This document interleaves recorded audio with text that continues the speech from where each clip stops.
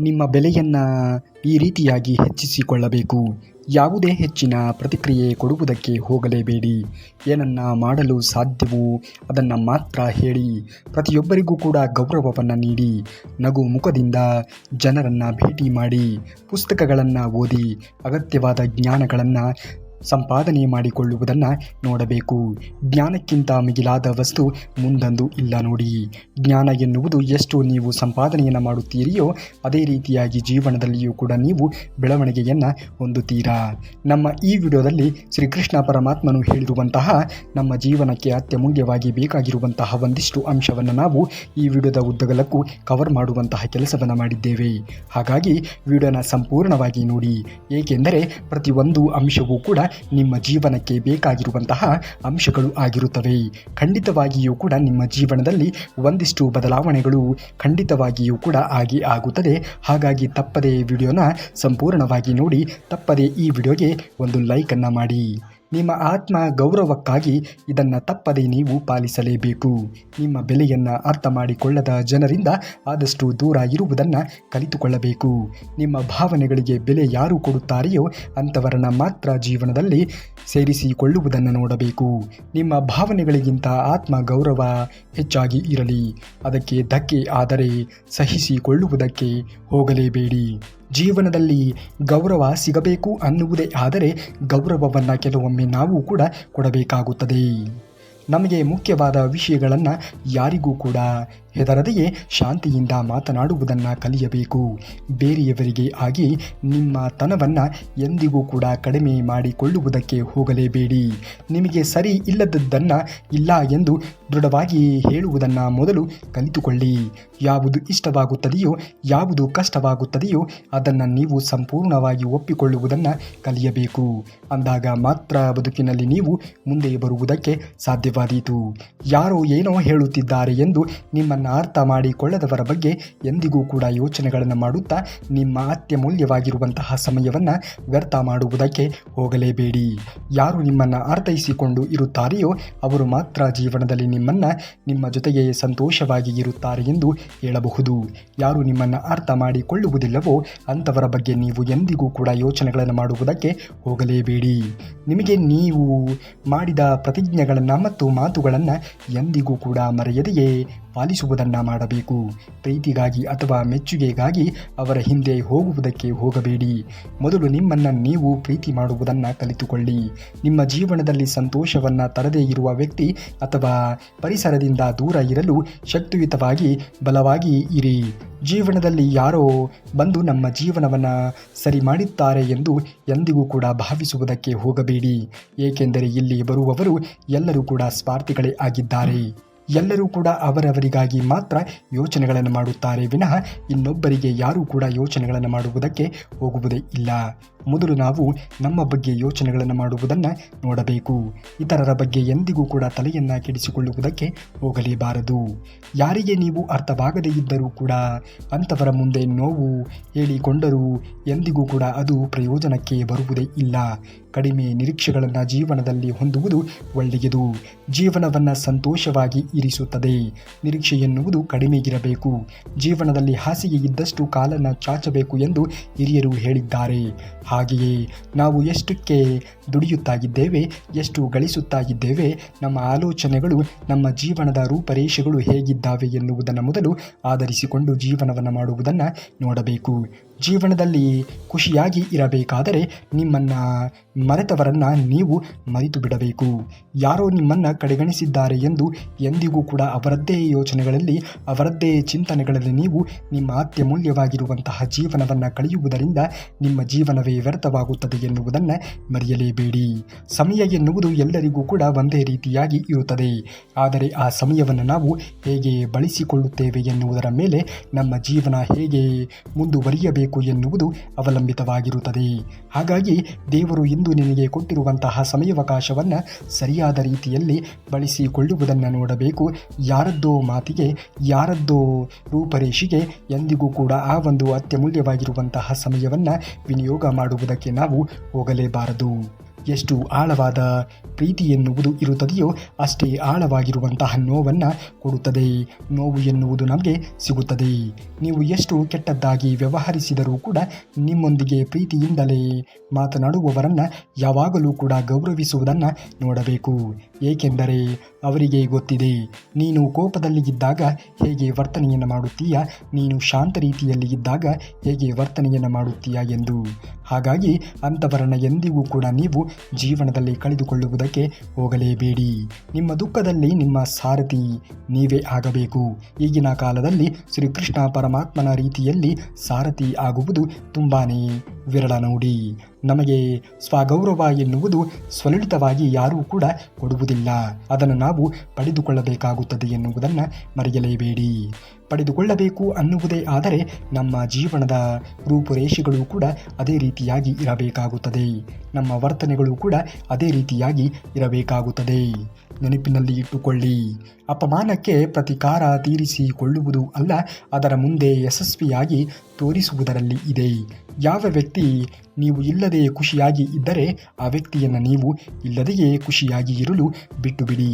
ಏಕೆಂದರೆ ನೀವು ಮಾತ್ರ ಪ್ರೀತಿಯನ್ನು ಮಾಡಿದರೆ ಸಾಲದು. ಎದುರಿಗೆ ಇರುವಂತಹ ವ್ಯಕ್ತಿಯು ಕೂಡ ನಿಮ್ಮನ್ನು ಪ್ರೀತಿಸಿದಾಗ ಮಾತ್ರ ನಿಜವಾದ ಪ್ರೀತಿ ಎನ್ನುವುದು ಒಂದು ಅರ್ಥವನ್ನು ಪಡೆದುಕೊಳ್ಳುವುದಕ್ಕೆ ಸಾಧ್ಯವಾಗುತ್ತದೆ. ಪ್ರೀತಿ ಇಲ್ಲದವರಿಗೆ ನೀವು ಕಾಳಜಿಯನ್ನು ತೋರಿಸುವುದು, ನೀವು ಮಮಕಾರವನ್ನು ತೋರಿಸುವುದು, ಮಾನವೀಯತೆಯ ಮೌಲ್ಯವನ್ನು ಅವರಿಗೆ ಪರಿಚಯ ಮಾಡುವುದಕ್ಕೆ ಹೋಗುವುದು ಅವೆಲ್ಲವೂ ಕೂಡ ವ್ಯರ್ಥವೇ ಆಗುತ್ತದೆ ಎನ್ನುವುದನ್ನು ಮರೆಯಲೇಬೇಡಿ. ಪ್ರೀತಿ ಮತ್ತು ಗೌರವವನ್ನು ಯಾರಿಗಾದರೂ ಕೂಡ ತುಂಬ ಕೊಡುವುದಕ್ಕೆ ಹೋಗಬೇಡಿ. ಒಂದು ದಿನ ಅವರು ಅವರ ಉಪಸ್ಥಿತಿಯನ್ನೇ ಮರೆತು ಬಿಡುವಷ್ಟು ನಿಮ್ಮ ಜೀವನವನ್ನು ಬದಲಾಯಿಸುವಂತಹ ಮಿತಿಗಳು ಸಂದೇಶಗಳಿಗೆ ತಕ್ಷಣ ಉತ್ತರಿಸುವುದು. ಮಿತಿ ಎನ್ನುವುದು ಎಲ್ಲಿ, ಯಾರ ಬಳಿಯಲ್ಲಿ, ಯಾವ ವಿಷಯದಲ್ಲಿ ಇರಬೇಕು ಅದನ್ನು ನೀವೇ ನಿರ್ಧರಿಸಬೇಕು. ಏಕೆಂದರೆ ಇಲ್ಲಿ ಅತಿಯಾದರೆ ಯಾವುದೂ ಕೂಡ ಇಲ್ಲಿ ಒಳ್ಳೆಯದಲ್ಲ ನೋಡಿ. ತಕ್ಷಣ ಆಯಿತು ಎಂದು ಹೇಳುವಂತಹ ಬದಲು ನಾನು ಒಮ್ಮೆ ಪರಿಶೀಲಿಸಿ ಹೇಳುವೆ ಎಂದು ಹೇಳುವುದು. ಇಲ್ಲ ಎಂದು ಹೇಳಿದಾಗ ಅದರ ಬಗ್ಗೆ ಯಾವಾಗಲೂ ಕೂಡ ವಿವರಿಸುವುದಕ್ಕೆ ಹೋಗಬೇಡಿ. ಜೀವನದಲ್ಲಿ ಯಾರು ಯಾವಾಗ ಹೇಗೆ ಬದಲಾಗುತ್ತಾರೆ ಎಂದು ಹೇಳುವುದಕ್ಕೆ ಅಸಾಧ್ಯ. ಆದರೆ ಒಂದನ್ನು ಮಾತ್ರ ಹೇಳಬಹುದು. ಏಕೆಂದರೆ ಎಲ್ಲರೂ ಕೂಡ ತಮ್ಮ ಜೀವನಕ್ಕಾಗಿ, ತಮ್ಮ ಬೆಳವಣಿಗೆಗಾಗಿ, ತಮಗೆ ಮಾತ್ರ ಅನುಕೂಲವಾಗುವಂತೆ ಯೋಚನೆಗಳನ್ನು ಮಾಡುತ್ತಾರೆ. ಹಾಗಾಗಿ ಈ ಪ್ರಪಂಚದಲ್ಲಿ ನೀವು ಕೂಡ ಕೆಲವೊಮ್ಮೆ ನಿಮ್ಮ ಸ್ವಾರ್ಥಕ್ಕಾಗಿ, ನಿಮ್ಮ ಬೆಳವಣಿಗೆಗಾಗಿ, ನಿಮ್ಮ ಗುರಿಯನ್ನು ಸಾಧಿಸುವ ಸಲುವಾಗಿ ಯೋಚನೆಗಳನ್ನು ಮಾಡಬೇಕಾಗುತ್ತದೆ. ಇತರರಿಗೆ ಅನುಕೂಲಕರವಾಗಿ ಇರುವಂಥದ್ದಲ್ಲ, ನಿಮಗೆ ಅನುಕೂಲಕರವಾಗಿರುವಂಥದ್ದು ಹರಡುವುದು, ನೀವು ಮುಂದುವರಿಯಲು ಸಾಧ್ಯವಾಗಲು ವಿಶ್ರಾಂತಿಗಳನ್ನು ಪಡೆಯುವುದು. ಜೀವನದಲ್ಲಿ ಯಾರೋ ಬಂದು ನಮ್ಮ ಜೀವನವನ್ನು ಸಂಪೂರ್ಣವಾಗಿ ಬದಲಾಯಿಸುತ್ತಾರೆ ಎನ್ನುವುದಾಗಿ ಎಂದಿಗೂ ಕೂಡ ಊಹಿಸುವುದಕ್ಕೂ ಕೂಡ ಹೋಗಲೇಬೇಡಿ. ನೀವು ಸರಿಪಡಿಸಲು ಸಾಧ್ಯವಾಗದ ವಿಷಯಗಳನ್ನು ತೆಗೆದುಕೊಳ್ಳದೇ ಇರುವುದು, ಜನರು ನಿಮ್ಮಲ್ಲಿ ನಿರಾಶೆಗೊಳಿಸಲು ಅವಕಾಶವನ್ನು ನೀಡುವುದು, ಸಂಬಂಧಗಳಲ್ಲಿ ಮೌನವನ್ನು ಇರಲು ಬಿಡುವುದು. ಏಕೆಂದರೆ ಪ್ರತಿಯೊಂದು ಜಾಗವನ್ನು ಕೂಡ ನಿಮ್ಮಿಂದ ತುಂಬಿಸಬೇಕಾಗಿ ಏನೂ ಕೂಡ ಇರುವುದಿಲ್ಲ. ಯಾರು ನಿಮ್ಮನ್ನು ಅರ್ಥೈಸಿಕೊಳ್ಳುತ್ತಾರೆಯೋ ಅವರು ನೀವು ಮೌನವಾಗಿ ಇದ್ದರೂ ಕೂಡ ನಿಮ್ಮನ್ನು ಅರ್ಥೈಸಿಕೊಳ್ಳುತ್ತಾರೆ. ಯಾರು ನಿಮ್ಮನ್ನು ಅರ್ಥೈಸಿಕೊಳ್ಳುವುದಕ್ಕೆ ಆಗುವುದಿಲ್ಲವೋ ಅವರು ನೀವು ಎಷ್ಟೇ ರೀತಿಯಲ್ಲಿ ಅವರ ಬಳಿಯಲ್ಲಿ ಏನೇ ಹೇಳಲು ಪ್ರಯತ್ನವನ್ನು ಪಟ್ಟರೂ ಕೂಡ ಅವರು ನಿಮಗೆ ಅರ್ಥೈಸಿಕೊಳ್ಳುವುದಕ್ಕೆ ಸಾಧ್ಯವೇ ಇಲ್ಲ. ಜೀವನದ ಬಗ್ಗೆ 5 ಕಹಿ ಸತ್ಯಗಳನ್ನು ನಾವು ತಿಳಿದುಕೊಳ್ಳಲೇಬೇಕು. ಅಸೂಹೆ ಕಾಣಿಸುತ್ತದೆ, ಗಮನ ಕೊಡಿ. ನೆಪಗಳು ಈ ದಿನಗಳನ್ನು ಸುಲಭಗೊಳಿಸುತ್ತದೆ, ಆದರೆ ಅವು ನಾಳೆಯನ್ನು ಕಠಿಣಗೊಳಿಸುತ್ತದೆ. ಹಾಗಾಗಿ ಯಾವುದೇ ಕೆಲಸವನ್ನು ಮಾಡಿದರೂ ಕೂಡ ಅದು ಜಯಬೇರಿ ಆಗುತ್ತಿಲ್ಲ ಎಂದಾಗ ಎಂದಿಗೂ ಕೂಡ ನೆಪವನ್ನು ಕೊಡುವುದಕ್ಕೆ ಹೋಗಲೇಬೇಡಿ. ಆಗುವಂತಹ ಕೆಲಸವನ್ನು ಮಾಡುತ್ತಾ ಮುಂದುವರಿಯುವುದನ್ನು ನೋಡಬೇಕು. ಜಯಬೇರಿ ಆಗಬೇಕು ಯಾವುದೇ ಒಂದು ಗುರಿಯಲ್ಲಿ ಅಂದಾಗ ಮೊದಲು ನಾವು ಸೋಲನ್ನು ಅನುಭವಿಸಬೇಕಾಗುತ್ತದೆ. ಆದರೆ ಆ ಸೋಲು ಎನ್ನುವುದು ಅದೇ ಅಂತಿಮವಾಗಬಾರದು. ನಾವು ಪ್ರಯತ್ನವನ್ನು ಪಡಬೇಕು, ನಿರಂತರವಾಗಿ ಶ್ರಮ ವಹಿಸುವುದನ್ನು ಕಲಿಯಬೇಕು. ನಮ್ಮ ಶ್ರಮಕ್ಕೆ ಪ್ರತಿಫಲ ಎನ್ನುವುದು ಖಂಡಿತವಾಗಿಯೂ ಕೂಡ ಒಂದಲ್ಲ ಒಂದು ದಿನ ಸಿಕ್ಕೇ ಸಿಗುತ್ತದೆ ಎನ್ನುವುದನ್ನು ಮರೆಯಲೇಬಾರದು. ಶಿಸ್ತು ಈ ದಿನವನ್ನು ಕಠಿಣಗೊಳಿಸುತ್ತದೆ, ಆದರೆ ಅದು ನಾಳೆಯನ್ನು ಸುಲಭಗೊಳಿಸುತ್ತದೆ. ವಿವರಣೆ ಶುದ್ಧವಾದಷ್ಟು ಸುಳ್ಳು ದಡ್ಡವಾಗುತ್ತದೆ. ಹೋರಾಡುವವನು ದೊಡ್ಡ ಆಯುಧವೆಂದರೆ ಅದು ತಾಳ್ಮೆ. ಜೀವನದಲ್ಲಿ ತಾಳ್ಮೆಯನ್ನು ನಾವು ತೆಗೆದುಕೊಳ್ಳಬೇಕಾಗಿರುವುದು ಅತ್ಯವಶ್ಯಕವಾಗಿ ಬೇಕಾಗಿರುವಂತಹ ಅಂಶಗಳಲ್ಲಿ ಒಂದಾಗಿದೆ ನೋಡಿ. ಏಕೆಂದರೆ ತಾಳ್ಮೆಯಿದ್ದವನು ಜೀವನದಲ್ಲಿ ಎಂತಹ ಪ್ರಸಂಗ ಬಂದರೂ ಕೂಡ ಅದನ್ನು ನಿಭಾಯಿಸುತ್ತಾನೆ. ಏಕೆಂದರೆ ಅವನು ಯೋಚನೆಯನ್ನು ಮಾಡುತ್ತಾನೆ ತಾಳ್ಮೆಯನ್ನು ತೆಗೆದುಕೊಂಡು. ಹಾಗಾಗಿ ನಿಮ್ಮ ಜೀವನದಲ್ಲಿ ಎಂತಹ ಕಠಿಣವಾಗಿರುವಂತಹ ಸಮಸ್ಯೆಗಳು, ದುಃಖದ ಸಂಗತಿಗಳೇ ಬಂದರೂ ಕೂಡ ತಾಳ್ಮೆಯನ್ನು ತೆಗೆದುಕೊಂಡು ಯೋಚನೆಯನ್ನು ಮಾಡಬೇಕು. ಏಕೆಂದರೆ ಬಂದಿರುವಂತಹ ಪ್ರತಿಯೊಂದು ಸಮಸ್ಯೆಗಳಿಗೂ ಕೂಡ ಸುಲಭವಾಗಿ ನಾವು ಅದನ್ನು ಬಗೆಹರಿಸಬಹುದು. ಏಕೆಂದರೆ ಕಾರಣ ಇದೆ ಎಂದ ಮೇಲೆ ಅದಕ್ಕೆ ಪರಿಹಾರವೂ ಕೂಡ ಇರಲೇಬೇಕು ಅಲ್ಲವೇ? ಇದ್ದೇ ಇರುತ್ತದೆ. ಸುಲಭವಾಗಿ ತಾಳ್ಮೆಯನ್ನು ತೆಗೆದುಕೊಂಡು ಯೋಚನೆ ಮಾಡಿ ನೋಡಿದಾಗ ಯಾವ ಕಾರಣಕ್ಕೆ ಯಾವ ಪ್ರತಿಫಲ, ಯಾವ ಪ್ರಶ್ನೆಗೆ ಯಾವ ಉತ್ತರ ಎನ್ನುವುದು ಸಿಕ್ಕೇ ಸಿಗುತ್ತದೆ. ನೀವು ಒಳ್ಳೆಯದನ್ನು ಮಾಡುವುದನ್ನು ಜನರು ನೋಡಲು ಬಯಸುತ್ತಾರೆ. ಆದರೆ ಅವರಿಗಿಂತ ಎಂದಿಗೂ ಕೂಡ ಉತ್ತಮವಾಗಿರುವುದನ್ನು ಅಲ್ಲ, ಸುಲಭವಾಗಿ ಕ್ಷಮಿಸುವ ವ್ಯಕ್ತಿಯನ್ನು ಹೆಚ್ಚಿನ ನೋವನ್ನು ಎದುರಿಸಬೇಕಾಗುತ್ತದೆ. ಜೀವನದಲ್ಲಿ ನೋವು, ದುಃಖ, ಸಮಸ್ಯೆಗಳು ಪದೇ ಪದೇ ಬರುತ್ತಿದೆ ಎಂದು ಎಂದಿಗೂ ಕೂಡ ಜೀವನದಲ್ಲಿ ಕೊರಗುವುದಕ್ಕೆ ಹೋಗಬೇಡಿ. ದೇವರು ನಿಮ್ಮನ್ನು ಪರೀಕ್ಷೆಗೆ ಒಳಪಡಿಸಿದ್ದಾನೆ ಎಂದು ಭಾವಿಸಿಕೊಳ್ಳಿ. ಖಂಡಿತವಾಗಿಯೂ ಕೂಡ ನಿಮ್ಮ ನೋವು, ನಿಮ್ಮ ದುಃಖ, ನಿಮ್ಮ ಸಮಸ್ಯೆಗಳು ನಿವಾರಣೆ ಆಗೇ ಆಗುತ್ತದೆ. ಇವತ್ತು ಕತ್ತಲೆ ಬಂದಿರಬಹುದು, ನಾಳೆ ಬೆಳಕು ಎನ್ನುವುದು ಖಂಡಿತವಾಗಿಯೂ ಕೂಡ ಸಿಕ್ಕೇ ಸಿಗುತ್ತದೆ.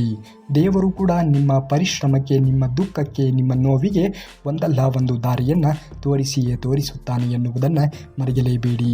ಜೋರಾಗಿ ನಗುವವರು ಹೆಚ್ಚಾಗಿ ತಮಗಾದ ಆಳವಾದ ಗಾಯವನ್ನು ಮರೆತು ಬಿಡುತ್ತಾರೆ.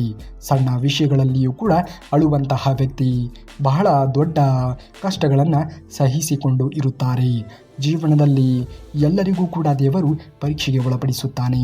ಆ ಪರೀಕ್ಷೆಯಲ್ಲಿ ಜನರು ಹೇಗೆ ಅದನ್ನು ನಿಭಾಯಿಸುತ್ತಾರೆ ಎನ್ನುವುದನ್ನು ಮಾತ್ರ ಪರಿಗಣಿಸುತ್ತಾನೆ. ಅಂದಾಗ ನೀವು ಜೀವನದಲ್ಲಿ ಮುಂದೆ ಬರುವುದಕ್ಕೆ ಸಾಧ್ಯವಾಗುತ್ತದೆ. ಕೋಪಗೊಳ್ಳುವ ವ್ಯಕ್ತಿಯು ಹೆಚ್ಚಾಗಿ ದುರ್ಬಲನಾಗಿರುತ್ತಾನೆ ಮತ್ತು ಹೆಚ್ಚಿನ ಸಮಯ ಸುಳ್ಳುಗಾರನಾಗಿ ಇರುತ್ತಾನೆ. ಸಂಬಂಧ ಯಾವುದೇ ಇರಲಿ, ಅಲ್ಲಿ ನಿಮಗೆ ಗೌರವ ಇಲ್ಲ ಅಂದ ಮೇಲೆ ದೂರ ಸರಿಯುವುದೇ ಒಳ್ಳೆಯದು. ಏಕೆಂದರೆ ಅಲ್ಲಿ ನೀವು ಇದ್ದರೆ ನಿಮ್ಮ ತನ ಎನ್ನುವುದು ಕಳೆದು ಹೋಗುತ್ತದೆ.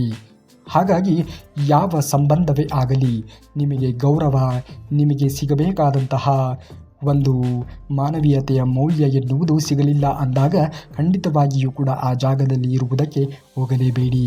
ಮನಸ್ಸು ಒಮ್ಮೆ ಕಲ್ಲಾದರೆ ಮೊದಲಿನ ಮನುಷ್ಯ ಮತ್ತೆ ಸಿಗಲಾರ. ಕೋಪ ಅರ್ಥವಾದಷ್ಟು ಕಾಳಜಿ ಎನ್ನುವುದು ಅರ್ಥವಾದರೆ ಯಾವ ಸಂಬಂಧದಲ್ಲಿಯೂ ಕೂಡ ಬಿರುಕು ಎನ್ನುವುದು ಮೂಡುವುದಿಲ್ಲ. ಜೀವನ ಎಲ್ಲವನ್ನ ಕಲಿಸುತ್ತದೆ, ಆದರೆ ನಾವು ಕಲಿಯಬೇಕು ಅಷ್ಟೇ. ಜೀವನ ಎನ್ನುವುದೇ ಹಾಗೆ ನೋಡಿ. ಏಕೆಂದರೆ ಇಲ್ಲಿ ಕಾಲ, ಸಮಯ ಎನ್ನುವುದು ಎಲ್ಲವನ್ನ ರೂಪುಗೊಳ್ಳುವಂತೆ ಮಾಡುತ್ತದೆ. ಸಮಯ, ಸಂದರ್ಭ ಎನ್ನುವುದು ಮನುಷ್ಯನಿಗೆ ಎಲ್ಲವನ್ನ ಕಲಿಸಿಕೊಡುತ್ತದೆ. ಸಮಯ ಸಂದರ್ಭಕ್ಕೆ ಗೊತ್ತಿದೆ ನಿನಗೆ ಏನನ್ನ ಕೊಡಬೇಕು, ಏನನ್ನ ಕೊಡಬಾರದು ಎನ್ನುವುದು. ಹಾಗಾಗಿ ಆ ಸಮಯ ಬರುವವರೆಗೂ ತಾಳ್ಮೆ ಎನ್ನುವುದು ನಮ್ಮಲ್ಲಿ ಇರಬೇಕಾದಂಥದ್ದು ಅತ್ಯವಶ್ಯಕ. ನೀವು ಇನ್ನೂ ಕೂಡ ನಮ್ಮ ವಿಡಿಯೋಗೆ ಲೈಕ್ ಮಾಡಿಲ್ಲ ಎಂದರೆ ತಪ್ಪದೇ ವಿಡಿಯೋಗೆ ಲೈಕ್ ಮಾಡಿ. ಹಾಗೂ ಈ ವಿಡಿಯೋಗೆ ಒಂದೇ ಒಂದು ಹೈಪ್ ಮಾಡೋದನ್ನು ಮಾತ್ರ ಮರೆಯಬೇಡಿ. ಹೈಪ್ ಮಾಡೋದ್ರಿಂದ ಮತ್ತಷ್ಟು ಶ್ರೀಕೃಷ್ಣ ಪರಮಾತ್ಮನ ಭಕ್ತಾದಿಗಳಿಗೆ ಈ ವಿಡಿಯೋ ತಲುಪಿದಂತೆ ಆಗುತ್ತದೆ. ಎಲ್ಲ ಗೊತ್ತಿದ್ದು ಗೊತ್ತಿಲ್ಲದಂತೆ ಇದ್ದು ಬಿಡಿ. ಅರ್ಥ ಮಾಡಿಕೊಳ್ಳುವವರು ಜೊತೆಯಲ್ಲಿ ಇರುತ್ತಾರೆ, ಅನುಮಾನ ಪಟ್ಟವರು ದೂರ ಸರಿದು ಹೋಗುತ್ತಾರೆ. ನಿಮ್ಮನ್ನು ಅರ್ಥೈಸಿಕೊಳ್ಳುವವರಿಗಾಗಿ ನಿಮ್ಮ ಜೀವನ ನಿರ್ವಹಣೆಯನ್ನು ಮಾಡುವುದನ್ನು ನೋಡಬೇಕು. ಯಾರು ನಿಮ್ಮನ್ನು ಅರ್ಥೈಸಿಕೊಳ್ಳುವುದಿಲ್ಲವೋ ಅಂಥವರ ಬಗ್ಗೆ ಎಂದಿಗೂ ಕೂಡ ಯೋಚನೆಗಳನ್ನು ಮಾಡುವುದಕ್ಕೆ, ಅಂಥವರ ಬಗ್ಗೆ ಎಂದಿಗೂ ಕೂಡ ನೀವು ನಿಮ್ಮ ಅತ್ಯಮೂಲ್ಯವಾಗಿರುವಂತಹ ಸಮಯವನ್ನು ಕಳೆಯುವುದಕ್ಕೆ ಹೋಗಲೇಬೇಡಿ. ಪ್ರತಿಯೊಂದಕ್ಕೂ ಕೂಡ ಸಮಯವೇ ಸರಿಯಾದ ಉತ್ತರವನ್ನು ಕೊಡುವಾಗ ನೀವು ಏಕೆ ಯೋಚನೆಗಳನ್ನು ಮಾಡುತ್ತಾ ನಿಮ್ಮ ಅತ್ಯಮೂಲ್ಯ ಸಮಯವನ್ನು ವ್ಯಯ ಮಾಡುತ್ತೀರಾ? ನಿಮ್ಮನ್ನು ಮೂಲೆ ಗುಂಪಾಗಿಸುವಂತಹ ಒಂದಿಷ್ಟು ಅಭ್ಯಾಸಗಳನ್ನು ನೀವು ಬಿಡಲೇಬೇಕಾಗುತ್ತದೆ. ಆ ಒಂದಿಷ್ಟು ಅಭ್ಯಾಸಗಳನ್ನು ನಾವು ಇದೀಗ ನೋಡೋಣ. ಗುಂಪುಗಳಲ್ಲಿ ಯಾವಾಗಲೂ ಕೂಡ ಮಾತನಾಡುವುದು, ಯಾವಾಗಲೂ ಕೂಡ ಗುಂಪುಗಳಲ್ಲಿ ಮಾತನಾಡುವ ಮೊದಲು ಒಮ್ಮೆ ಯೋಚನೆ ಮಾಡಬೇಕು. ಯಾವಾಗಲೂ ಕೂಡ ಪ್ರತಿಯೊಂದನ್ನು ಒಪ್ಪಿಕೊಳ್ಳುವುದು, ಯಾರೇ ಏನೇ ಹೇಳಿದರೂ ಕೂಡ ಸರಿ ಆಯಿತು ಎಂದು ಒಪ್ಪಿಕೊಳ್ಳುವುದು ಒಳ್ಳೆಯದಲ್ಲ ನೋಡಿ. ಕೆಲವೊಮ್ಮೆ ಕೆಲವೊಂದನ್ನು ಪ್ರಶ್ನೆ ಮಾಡಬೇಕಾಗುತ್ತದೆ.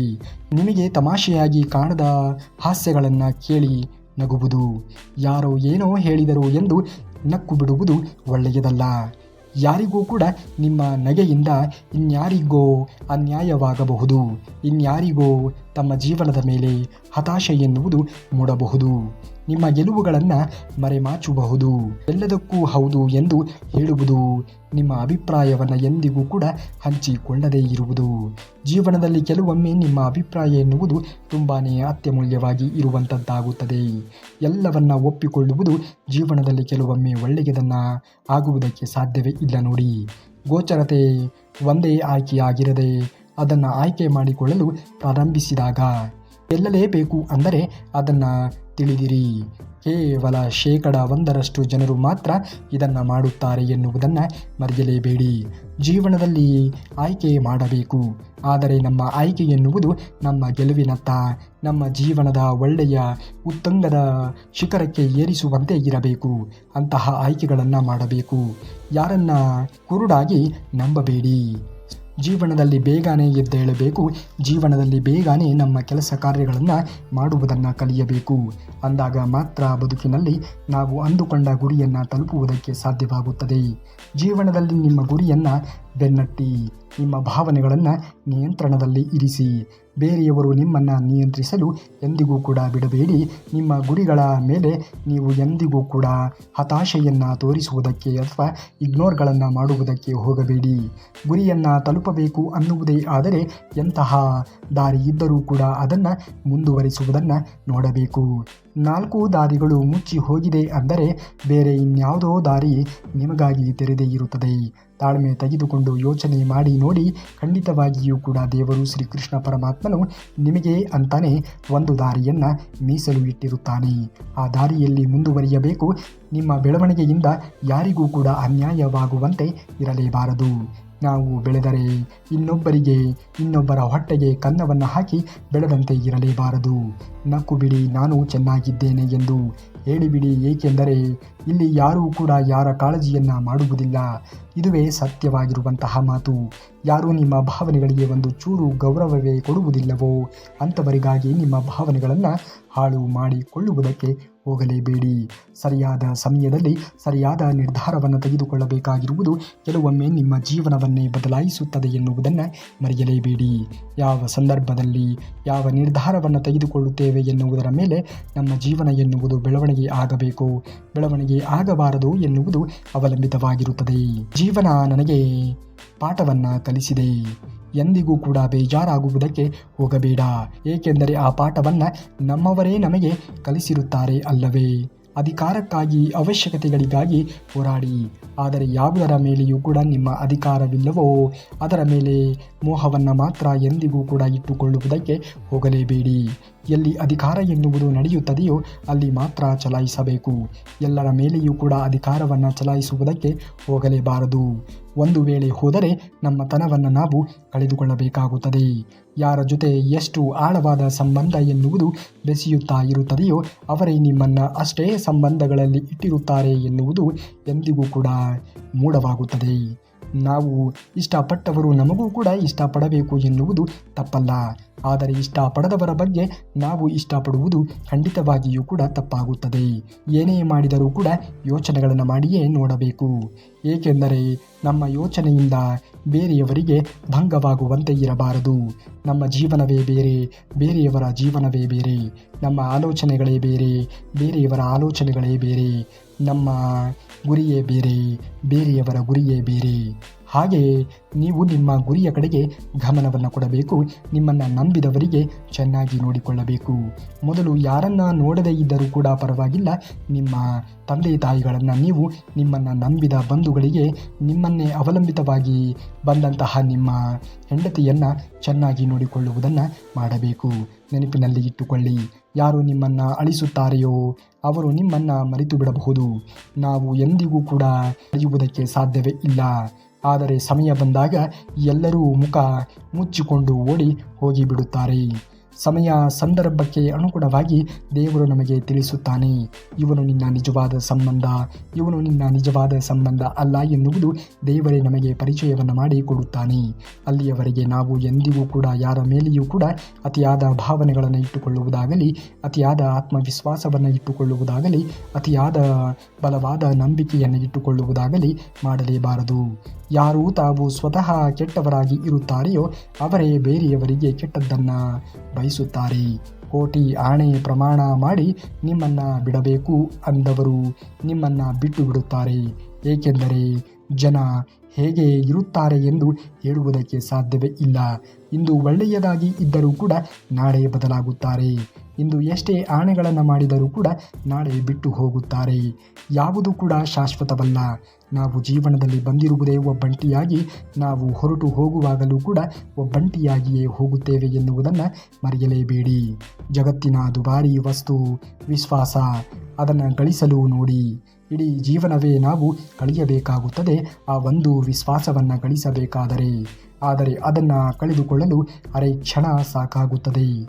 ದೊಡ್ಡತನ ಎಂತಹ ಗುಣವೆಂದರೆ ಅದು ಪದವಿಯಿಂದ ಬರುವುದಿಲ್ಲ, ಸಂಸ್ಕಾರದಿಂದ ಬರುತ್ತದೆ.